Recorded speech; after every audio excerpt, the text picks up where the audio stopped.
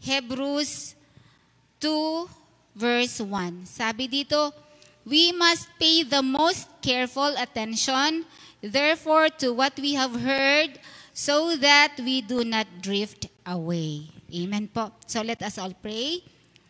Most precious and heavenly Father, we thank you, Lord, for this wonderful day that you have given unto our lives. We thank you, Lord, for your great love, for the opportunity, Lord, that we can worship you. We can honor you, Lord, sa araw na ito. Thank you, Father God, for the strength, for the protection, Lord, that you have given unto us the past week, Father God. Lord, as we ponder your words today, Lord, I pray that you will be in our midst through the Holy Spirit. Lord, prepare our hearts, Lord. Speak on our hearts and our spiritual ears. Open it up, Lord. And even, Father God, let our hearts be empty, Lord, para ready po makinig sa iyong mga salita. Father God, we entrust to you, Lord, ang araw na ito, Lord. And this we pray in Jesus' name. Amen. Shall we all stand? Seated, sorry. Okay. So, we must pay the most careful attention, therefore, to what we have heard so that we do not drift away, according to Hebrews 2:1.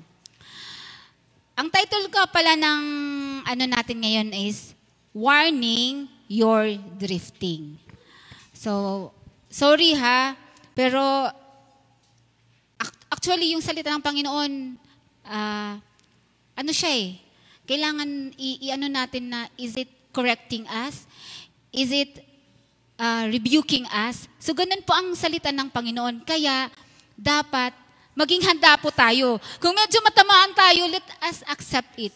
Kasi ganun po talaga. Kailangan natin ang salita ng Diyos. Kailangan natin ang makinig kung anong sinasabi niya. Kasi mas magagalit tayo kung salita lang ng kapatid natin or yung nanay natin or whoever it is. Pero pag salita ng Panginoon, we must be happy to hear that one. Because rini-remind niya tayo. So, kayo lang po makakasagot if you are drifting. Tingnan po natin kung ano po ang sinasabi ng spiritual drifting. Ang spiritual drifting, ito ay ang pagkalayo sa presensya ng Panginoon.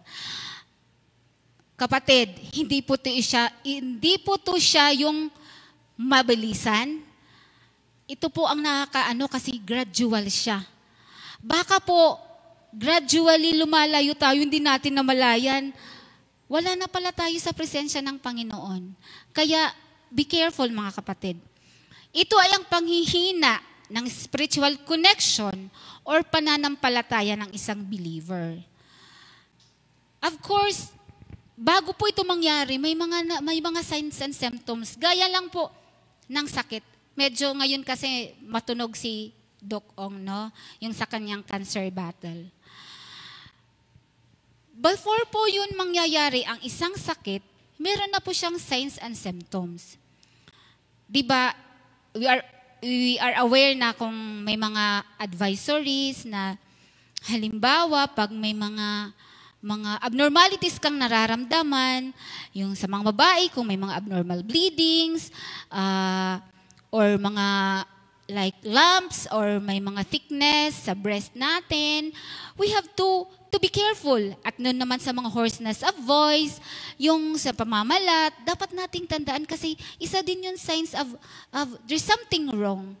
Or di kaya yung mga, sabi nga, yung mga mall, madami. Yes, exactly. Sudden weight loss, dapat natin bantayan yun at hindi natin baliwalain. Kasi, kung may mga ganon, may tendency po na huli ng lahat. So, gaya lang din po ng ating spiritual life, kung napapansin natin na, teka lang, parang may something, we have to recognize na mayroong something. Kasi, ang unang dapat gawin is recognition. Dapat mong aminin na sandali, aminin mo, you have to recognize that there is a problem. Kasi if you will disregard it, wala po. Hindi po masusolusyonan. Nandun na po tayo sa point na, sabi nga, wala na. If you will ignore, nandun na tayo sa puntong kalas. Kahit ano pang magandang doktor, kahit anong Sino pang pinakamagagaling na doktor, wala na if we ignore. May mga sakit kasi na kailangan siya ng early detection and then ang cure ay maganda, ang outcome ay maganda. However, pag hindi, ganon din po ang spiritual drifting.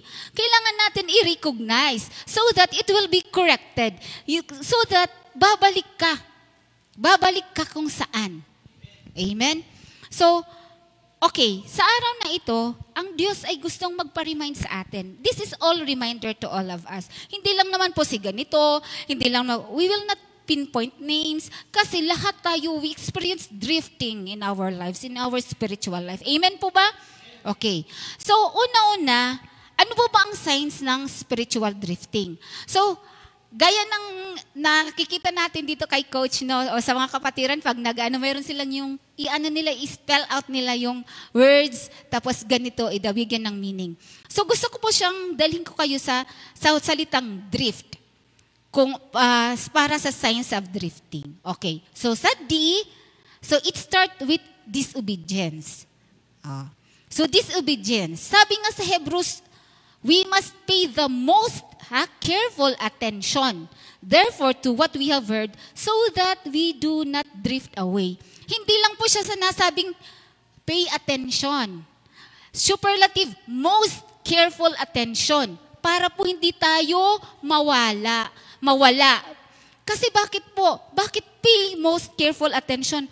Kasi tingnan natin, ano bang ang daming mga information, ang daming problema pumapasok, ang daming nakikita natin sa social feed natin, and then we suddenly lose connection to the Lord. Di na natin naririnig yung small voice ng Panginoon. Kaya tuloy, sabi niya, pay most careful attention. Be attentive. Be attentive. Kasi when you disobey, it means you neglect. Tingnan mo yung mga anak natin. May mga rules tayo. Aminin natin, mga parents. As parents, we have house rules. And even in the community, there is a community rules. Amen po. So, pag yung anak natin, pag hindi nakikinig sa atin rules, pag hindi nagpipay attention, anong ginagawa? They will disobey. Sasabihin na, huwag mong gamitin ang cellphone sa school. Kasi pag ginamit mo yan sa school, i-confiscate yan. Kung ano nangyari, kino-confiscate. May mga school na ganun. At kung sa mga naman, alam natin kung anong dapat natin gawin. But sometimes, we disobey. We neglect yung mga sinasabi. Ayaw natin makinig. But the Lord said, the writer of Hebrews said, we must pay careful attention. Bigyang halaga, yes, most careful attention. Bigyang halaga kung ano ang naririnig at nababasa natin. Kung binabaliwala natin ang kanyang katuruan, ito ay warning na unti-unti na tayong nalalayo sa Diyos. Sabi nga sa Efeso 2:10, sapagkat tayo nilalang ng Diyos, nilikha sa pamamagitan ni Hesukristo, upang iukol natin ang ating buhay sa paggawa ng mabuti. Iyan ang layuning pinili ng Diyos para sa atin noong una pa man. Anong layunin ng Diyos para sa buhay natin? Di ba? Para gumawa ng mabuti. Kung hindi na tayo gumagawa ng kabutihan, you have to examine yourself. Kung nagpapawari-wara ka na, hindi ka na nakikinig sa sinasabi ng pastor or ng kapatiran, you have to examine yourself. Malayo na ba talaga ako sa Diyos? Umaagos na ba ako ayon sa agos ng sanlibutan or sa gusto ko? You have to examine. Kung hindi ka na humihingi ng patnumay ng Diyos o di kaya hindi ka na tumutugon sa kanyang tawag, lumalayo ka na sa purpose ng buhay mo. Anong purpose nga? Purpose na gumawa ng kabutihan. Paggawa ng kabutihan, yun ang sinasabi sa Efeso. Kaya mga kapatid, let us always look back kung ano na ba ang spiritual status natin. Hindi lang po lagi tayong mag-update sa natin, sa feed natin about sa status ng buhay natin. You have to examine also your spiritual status. Nasaan na po ba ito? Number 2 is recede, drift, D, disobedience. R is recede or reduce. Means to move back or diminish its intensity, quality, and even quantity. Bumaba na yung nabawasan na yung gana sa salita ng Diyos. Yung nung una, ang active-active natin, dumadaan tayo sa, ang fire natin sa Panginoon ay nandoon, maalab. Tapos biglang bumaba. Biglang you lose appetite for the word. Kaya nga, di ba sabi sa Hebrews 5:12, imbis na matagal na tayo sa pananampalataya, dapat kumakain na tayo ng mga solid food. Amen? Kumakain na tayo. Tayo na ang magtuturo, tayo na ang gagamitin, mag-aakay sa mga kapatiran natin. However, hindi po, patuloy pa rin tayong inaakay. Hindi po dapat. Kasi, dapat mag-alab pa tayo. Dapat tayo yung magpagamit tayo sa gawain ng Panginoon. Kasi tayo po ang dapat na yung sa mga baby Christians ba, yung sa mga bago, dapat tayo yung magsusupport, mag-guide sa kanila. Hindi po yung tayo nang matagal. Opo. Amen. Oo, totoo po yun. Dapat po kaagapay po tayo ng ating coach, ng ating pastor para sa mga baguhan. The believers were not moving forward in their understanding of the Word of God. They were drifting backwards. Dapat sana, di ba, sa growth and development sa bata, from infancy, fetus, infancy until adulthood, until sa tumanda. Dapat po ganun ang spiritual din natin. Kaya nga lagi natin naririnig may bunsay na Kristiyano. Dapat po we're moving forward, not backward as a Christian. Amen po. Hindi lang sa salita, ito pa po ang kung napapansin niyo, wala ka ng passion magpuri sa Panginoon. You lose the passion of singing. You lose the passion of worshiping the Lord. You have to be careful, mga kapatid. Amen. Yung feeling mo ang pagsamba isang ritual. Yung pagsamba ay parang, kailangan ko lang pumunta ng Friday kasi parang nasanayan na baga. Hindi po ganon. It should be comes from the heart. Sorry po It should be comes from the heart. And there is no more joy and excitement na magpuri. Mga kapatid, in our praise, we express our gratitude and reverence to Him. Amen po ba? But if we no longer have the heart or the appetite to praise Him, there is something wrong in our spiritual life. It means you have diminished the connection with God. Yung parang dumikris na siya. Kaya nga sabi nga, yung dati on fire ka, biglang wala na. Hindi na siya naka-attach. Nalobat na. Kailangan nating mag-recharge. Kaya nga yung pag tinitingnan natin yung cellphone natin, worried tayo pag kunting percent na lang. How much more kung kunting percent na lang tayo naka-recharge, naka-connected sa Panginoon? We must be worried about that. Kailangan nating be connected, be recharged sa presensya ng Panginoon. And only we can do that if we will worship the Lord, yung alab natin sa Panginoon nandoon, yung appetite natin sa pagbabasa ng salita ng Diyos ay nandoon. So do not forget. Sabi dito sa Psalms 102, worship the Lord with gladness. Kung wala na pong gladness, wala na siyang alab. Paano ka makakapag-worship kung lungkot ang nasa puso mo? Paano ka makakapag-worship? Sabi nga, with gladness, dapat mag-worship tayo. There should be fire in our worship. Amen po. Others go to church seldom and eventually get lost connected sa mga kapatiran. And this is the common sign, mga kapatid. Yung lumayo ka na pagpunta sa church activity. Una, first Sunday in a month, or first Friday. Pagkasunod, twice a month, and then eventually, wala na. Wala na po. And until such time po, KBL na lang po. Alam niyo yung parang Oo, dumalo ka na lang po sa kasal, binyag, at libing. Yun po. Yun po ang nangyayari sa iba, no? It's funny, right?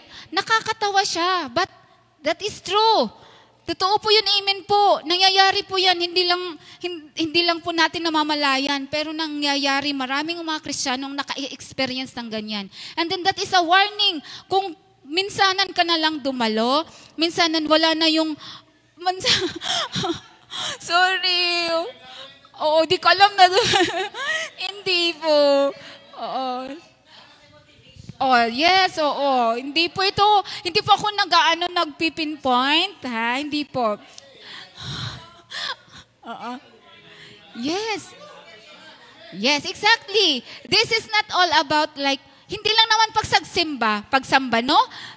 It's kung paano ka nakikipag-communicate sa Panginoon. Sabi sa Hebrews, nagkakagulo po kami dito. Hindi, amen po. Lord, alam po namin na you will convict our hearts, Lord. Hindi po kami hindi po kami ma-hurt, Lord. We will be corrected, Lord, kung ano pong mayroon dapat i-correct sa buhay namin. Salamat po, Lord, sa araw na ito. Salamat, Lord, dahil sa salitang ito, Lord. Alam po namin na may gagawin ka po sa buhay namin. According sa Hebrews 25:11, sabi, huwag nating pabayaan ang ating pagkakatipon na gaya ng ugali ng iba, kundi mangaralan sa isa't isa at lalo na kung inyong namamalasa na nalalapit ng kanyang araw. Communal worship and fellowshipping are vital sa ating spiritual life. Because once you stop this fellowship, it make easier to drift away from God. Madali na lang po. Kasi wala nang si kapatid na magsasabi, kapatid. Oo, at wala nang sasabi, kapatid, mali yan. Kapatid, dapat ganito. Di ba ganito ang sabi ang turo ng Diyos? Ito ang sinasabi. Ang mga kapatid po ang nagre-remind sa atin. Aside pa po sa Holy Spirit, aside sa Biblia, ang kapatid po minsan, silang nakakakita. Oh, exactly. Amen. Ginagamit po sila para sa atin. Kasi nagtutulungan tayo, di ba? We are in a faith community. Naniniwala po ba tayo na we are in faith community? And we are destined not to be here. We are destined in heaven. Amen po? So, ganyan po mga kapatid. Pag sinasaway po tayo, pag ganito pong nararamdaman natin, na teka lang wala na akong pag-ibig wala na akong passion, or wala na akong ganang pumunta sa church, or wala na akong ganang magbasa sa salita ng Diyos, or magdasal, buti nga't naaalala mo, buti nga't nakaka-reflect ka. Paano na lang kung hindi ka nakapag-reflect? Paano na lang kung malayo na pala yung naagos mo. Oo, malayo na at nahirapan ka nang bumalik. Yun po. And the next is I. So, disobedience, reduce or recede. Then I is inclined to compromise moral standards. Ano bang moral standard? Ano ba yung mga standard na yan sa buhay? So, ito daw yung principles or guidance that govern behavior. So, it helps people to distinguish between right or wrong or good and bad. So, ito yung ano natin sa paglalakad natin. Siyempre, kung pasaway ka, kung gusto mo ng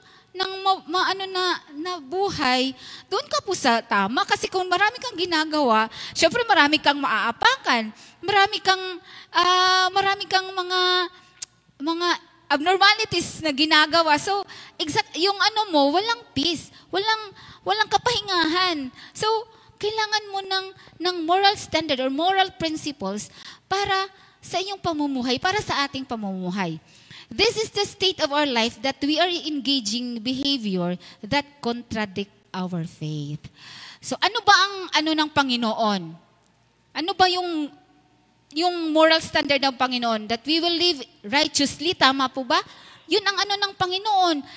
Yung will ng Panginoon sa buhay natin. Yung alam mo na mali or hindi ka aya-aya sa Diyos at pumapasok ka sa sitwasyon na ganoon, but you are justifying, minsan lang naman ini. Hindi naman to lagi-lagi. Oo, once in a lifetime lang to, Lord. Once in a blue moon lang, Lord. Nung super moon, ginawa ko lang. But still, it will reflect your moral stand. It will reflect your morality. Amen po. So, yung minsan na humahantong sa madalas, it reflect a weakening commitment to live according to God's purpose. Ganun pala yun. Pag gusto lang natin gawin itong mga bagay na hindi ayon sa Panginoon, it reflects weakening. Humihina na pala yung grasp natin. Humihina na pala yung pamumuhay natin na gusto ng Panginoon sa buhay natin. Kasi lumalayo na tayo sa Kanya. Paul tells us to abandon, ano nga yung sabi sa Romans 12:2? At huwag kayong magsiayon sa sanglibutang ito, kundi mag-iba kayo sa pamamagitan ng pagbabago ng iyong pag-iisip upang mapatunayan ninyo kung alin ang mabuti at kaaya-aya at lubos na kalooban ng Diyos. Amen po. God, sinasabi ni Paul, huwag tayong makiayon sa mundong ito. Alam natin kung ano ang darating ang panahon na it's already existing. Imbis na tama, imbis na mali, ginagawang tama. Amen po. Mali nating, alam natin na mali ang isang babae. Alam nating mali, lalaki. Why it's happening? Kasi ganun po ang sistema na ngayon. Ito na po ang the end time. Oh. Yes. But tayo mga Christians, we should not adopt the new norm. Amen. We should not adopt that one. We should not compromise kung ano po ang ating spiritual. Yes. Oo. Dapat po tayong manindigan.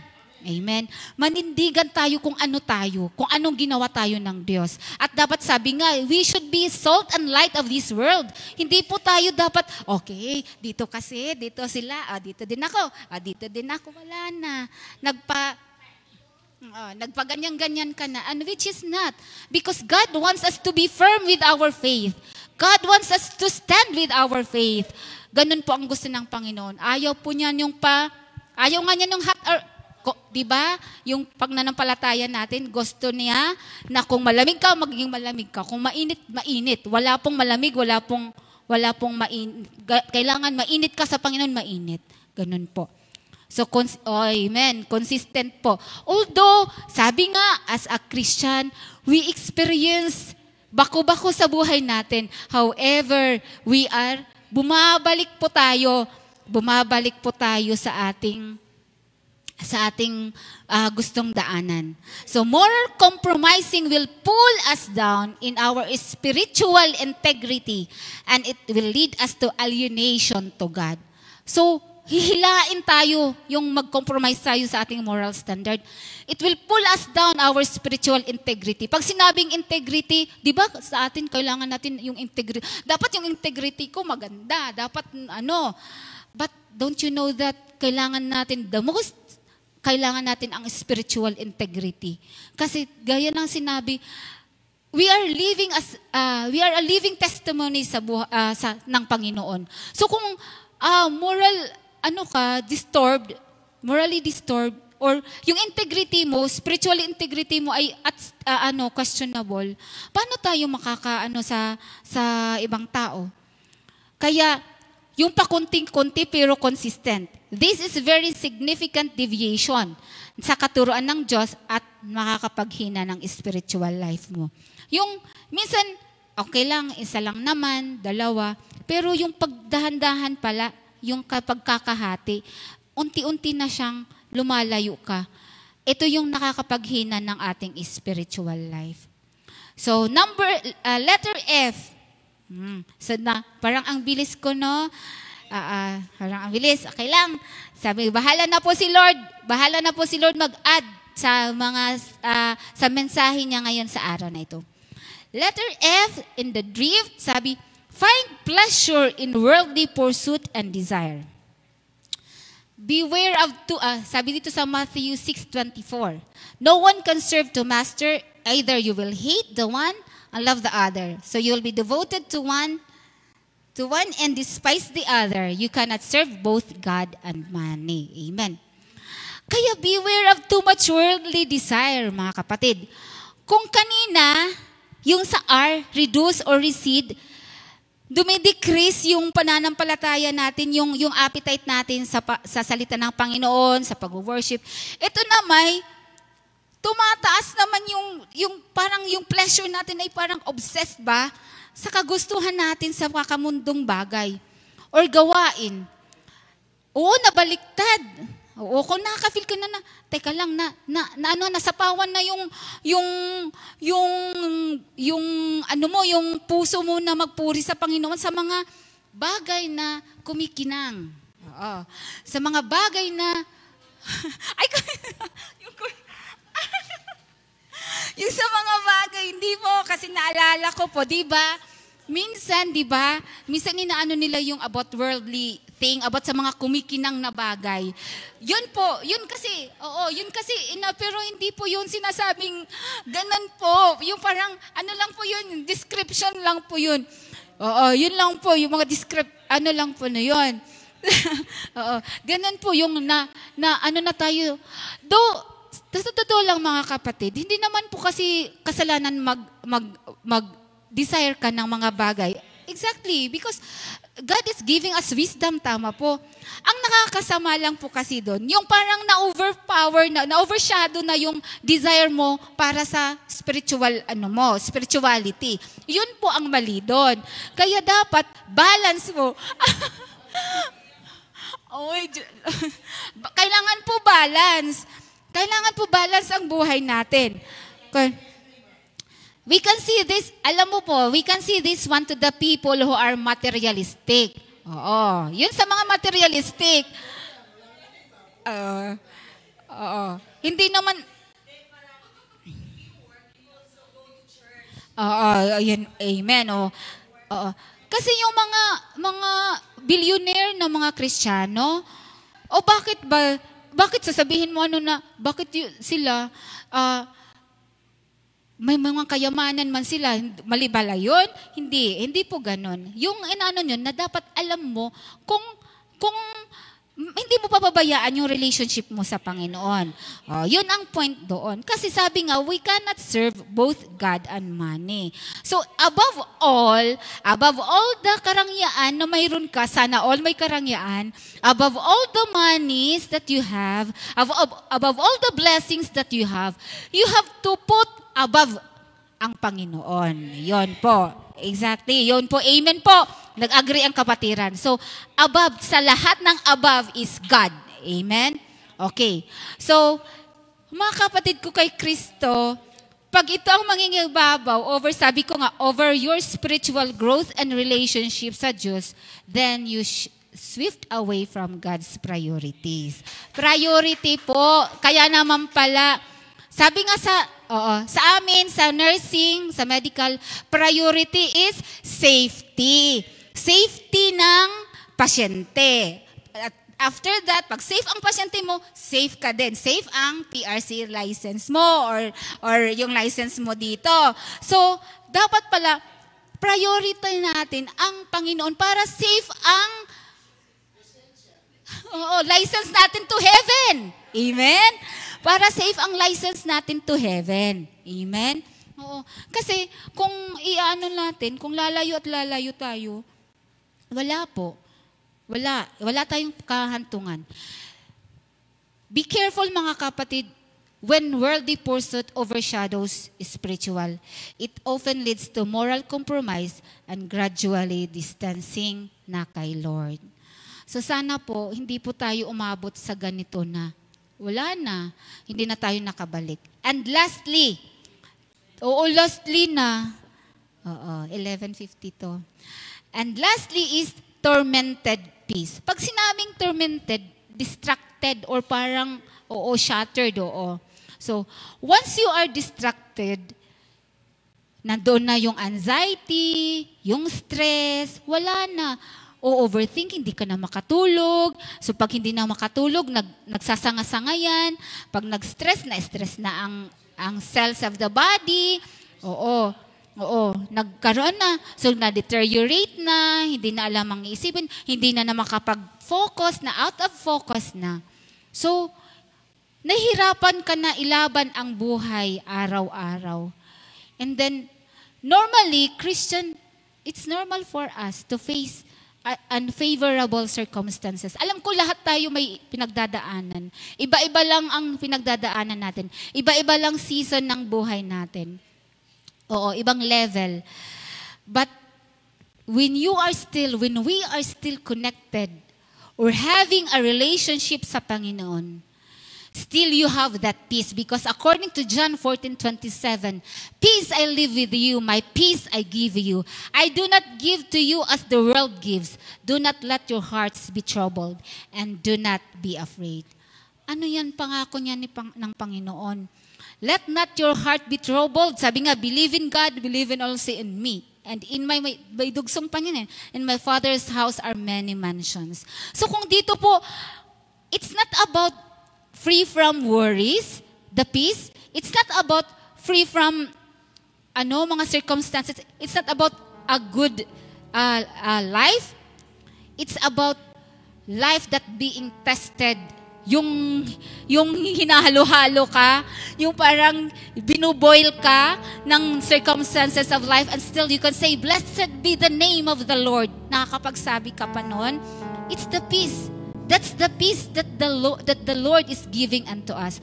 Mga kapatid sa online, kung may experience ka man ngayon, kung nakaka-experience ka man ng turmoil in life, disaster, kung sabihin natin disaster in life, and then you can still say, Lord, I worship you. I honor you. I give you glory. That's the peace. Yun yung kapayapaan na mayroon ang Diyos na ibinibigay sa iyo. But however, mga kapatid, if you are nasa turmoil ka na circumstances na napakahirap, and then you have this lack of peace, it's because you are disconnected already. You are disconnected. You are far, far away na sa presensya ng Panginoon. Nagro-row ka na ng boat. Sabi nga, you're rowing your boat alone. You are doing it by yourself and not by the strength of the Lord. Lord, kaya ko ito. Sasabi ka pa kay Lord, Lord, kaya ko to. But you forgot to say, kaya ko to, Lord, because of you. Kaya ko itong ipaglaban, Lord, because of you. Kaya nga sabi, the battle is not ours. The battle is the Lord. Ganun po. That's why, wag po nating kalimutan. We should not drift away from God. We should be connected to Him. Dahil eventually, mga kapatid, if you continue to drift away from God, there is a punishment. If you continue to drift away, it will lead to punishment. And that punishment, napakasad, mga kapatid, because it will be eternal alienation sa Kanya. Eternal condemnation kung hindi po tayo makabalik. Mawawala ka sa presensya ng Panginoon. Kaya mga kapatid, if you feel that the disobedience, to start to disobey God, if you feel that you reduce the passion of worshiping, the passion, the appetite of learning, of studying the Word of God, and if you feel that it's more, you find comfort or find inclined to compromise moral standard and find pleasure in worldly pursuit and desire, and you have that no more peace in your heart, idulog mo sa Panginoon, mga kapatid. Idasal mo, iluhod mo, iiyak mo sa Kanya, and you should be happy, you should be blessed that you are still yung Holy Spirit nagko-convict sa iyo na bumalik ka. Anak, nalalayo ka na. Huwag masyadong kampante sa buhay. Dahil ito po ay hindi. Itong dito sa mundong ito po ang temporary lang natin. We should focus what is eternal thing. So mga kapatid, ikaw lang po makakasagot kung you are drifting. Ikaw lang po ang nakakaalam. It is between you and God. Huwag kang mahiya sa Kanya.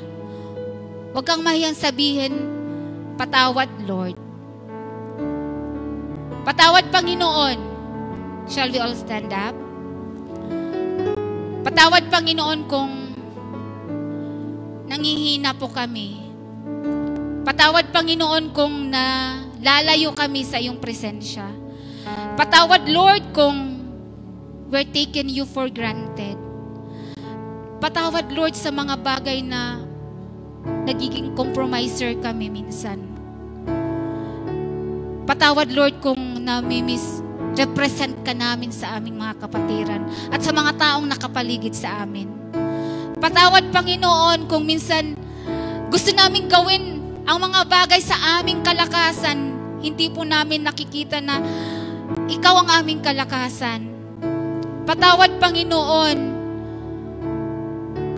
kung pasaway kami sa iyong presensya, Lord. Patawad, Panginoon, kung sa araw-araw ng buhay nakalimutan naming magpasalamat sa iyo, Lord. Thank you, Lord, sa salitang ito, Panginoon.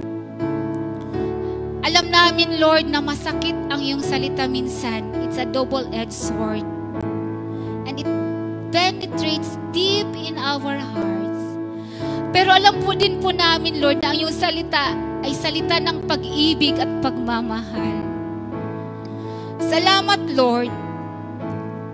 Dahil kahit kami nag-drift away from you, Lord, we still feel your presence, Lord. Gaya ng prodigal son, Lord.